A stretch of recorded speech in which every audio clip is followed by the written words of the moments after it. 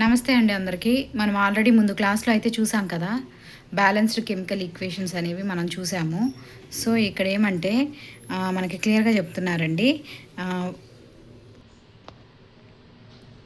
మనకి ferrous plus water H two O gives rise to Fe3O4 plus H2. ఓకేనా అండి?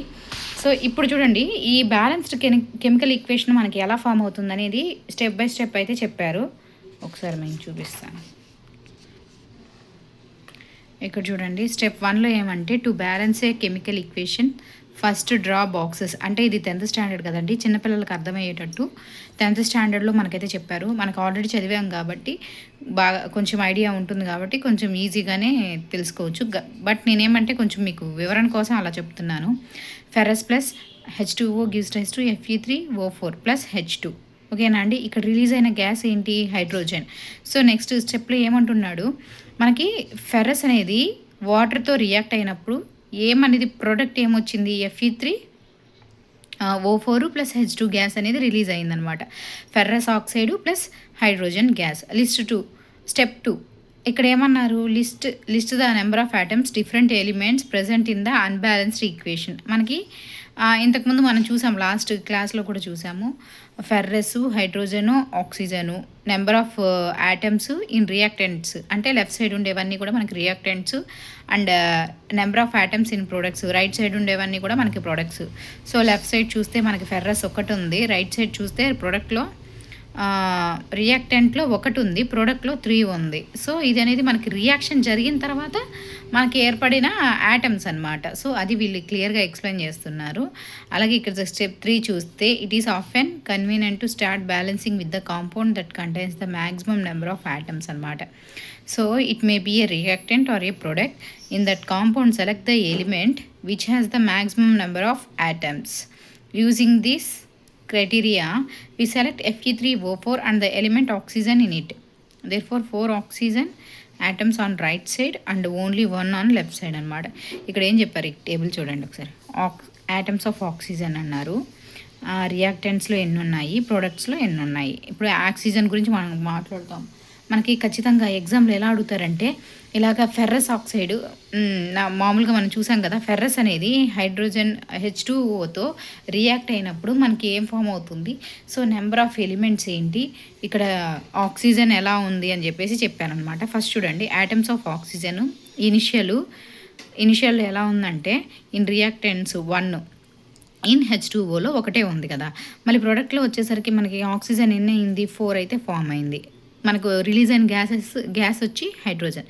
To balance, ఇక్కడ దీన్ని బ్యాలెన్స్ చేయడానికి ఎలా రాస్తున్నామంటే 1x4 ఇన్ ప్రొడక్ట్స్ వచ్చి 4 అనమాట. మనకి జేఈలో ఇలాంటి టైప్ కొంచెం ఇలాగా మనకి క్రిటికల్ అనిపిస్తుంది కొంచెం.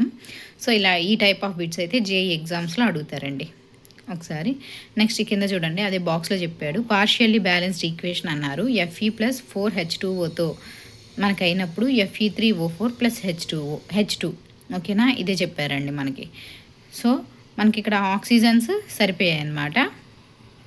నెక్స్ట్ హైడ్రోజన్ సరిపోయింది. సో అదేది మనం చూసుకోవాలి. ఇక్కడ ఏమంటే హైడ్రోజన్ ఎందుకు H2 మాత్రమే గ్యాస్ రిలీజ్ అయింది, ఇక్కడ ఏమంటే పార్షియల్గా మనకేంటి పార్షియల్గా అనేది పార్షియల్ గ్యాస్ అనేది రిలీజ్ అయిందని చెప్పాడు అనమాట. పైన అదే చెప్పారు. For example to balance oxygen atoms we can put coefficient 4 as 4H2O and not H2O4 or H2O total bracket 4. Now partially balanced equation becomes, ఒకవేళ పార్షియల్గా ఉంటే ఇలా ఉంటుంది. సో ఈ ఈక్వేషన్ అనేది బ్యాలెన్స్డ్గా లేదు, పార్షియల్గా ఉందని చెప్తున్నారనమాట.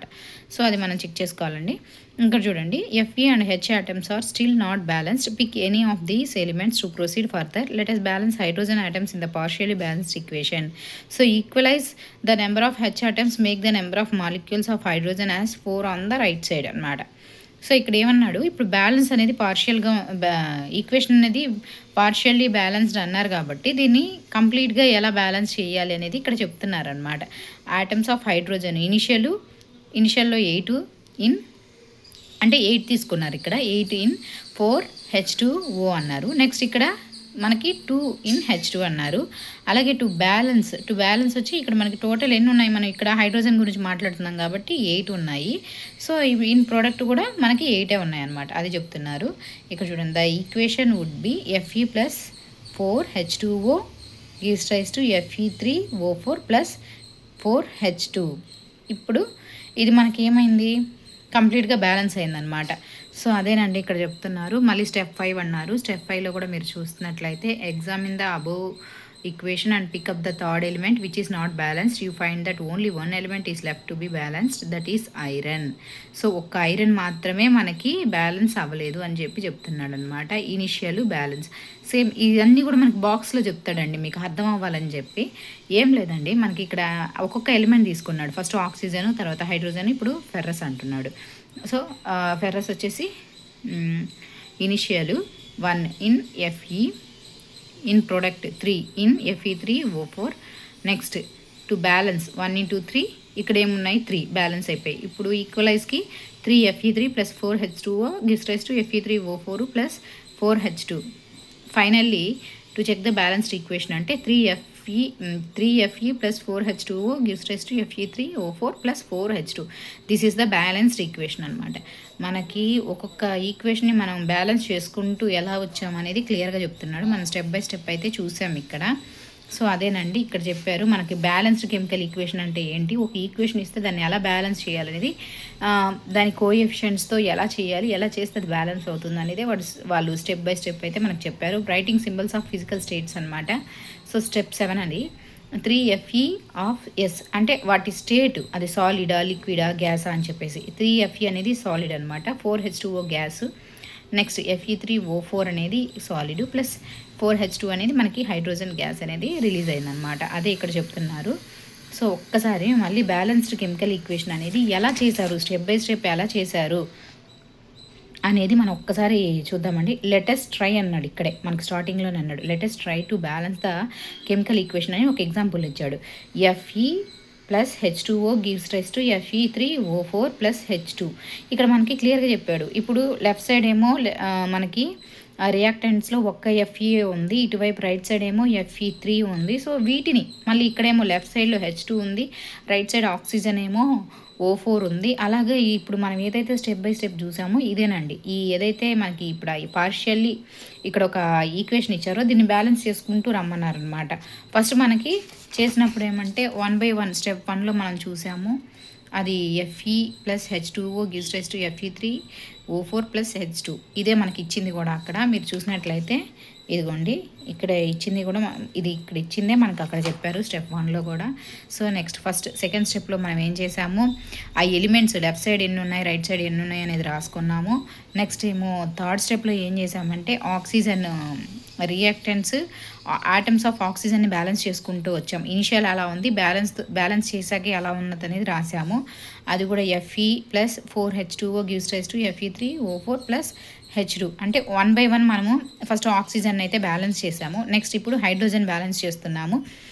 Fe plus 4H2O gives rise to Fe3O4 plus 4H2 సరిపోయింది. సో ఇప్పుడు ఫోర్త్ స్టెప్లో మనకి హైడ్రోజన్ కూడా బ్యాలెన్స్ అయింది. నెక్స్ట్ ఫైనల్ స్టెప్ వచ్చేసి ఇక్కడ ఫెర్రస్, దీన్ని కూడా మనం బ్యాలెన్స్ చేసాము. ఇనిషియల్ అలా ఉంది, ఫైనల్లో బ్యాలెన్స్ కోఎఫిషియంట్ యాడ్ చేసిన తర్వాత ఎలా ఉంది అనేసి మనం బ్యాలెన్స్ చేసుకుంటూ వచ్చాం. మనం ఒక ఈక్వేషన్ తీసుకొని దాని స్టెప్ వైజ్ ఒక్కొక్క యాటమ్ని ఫస్ట్ ఆక్సిజన్ హైడ్రోజన్ నెక్స్ట్ ఇప్పుడు ఫెర్రస్ ఇలా బ్యాలెన్స్ చేయగా మనకు ఫైనల్ వచ్చిన ఈక్వేషన్ ఏమంటే బ్యాలెన్స్డ్ కెమికల్ ఈక్వేషన్ ఏదైతే ఉంది 3Fe plus 4H2O gives rise to Fe3O4 plus 4H2. The most important thing ఇక్కడ ఏమంటే ఇప్పుడు మనకి కొన్ని ఈక్వేషన్స్ ఇచ్చి ఇందులో బ్యాలెన్స్డ్ కెమికల్ ఈక్వేషన్ అంటే ఏంటి అనేది ఖచ్చితంగా ఆర్ఆర్బీస్లో వచ్చే ఫ్రీక్వెంట్ క్వశ్చన్, రెగ్యులర్ క్వశ్చన్ అని కూడా చెప్పుకోవచ్చు మనము.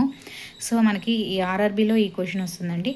ఈ టైప్లో ఎక్కువ అడగడానికి మనకు ఛాన్సెస్ ఉన్నాయి. దట్ ఇంకొక టైప్ ఏమంటే ఇక్కడ మనకి బ్యాలెన్స్డ్ కెమికల్ ఈక్వేషన్ ఇచ్చి దీంట్లో ఏ మనకి సింబల్ కానీ ఈ సింబల్స్లో ఏది ఏ స్టేట్లో ఉంది, గ్యాసా లిక్విడా సాలిడ్ అనేది కూడా మనల్ని అడుగుతారు.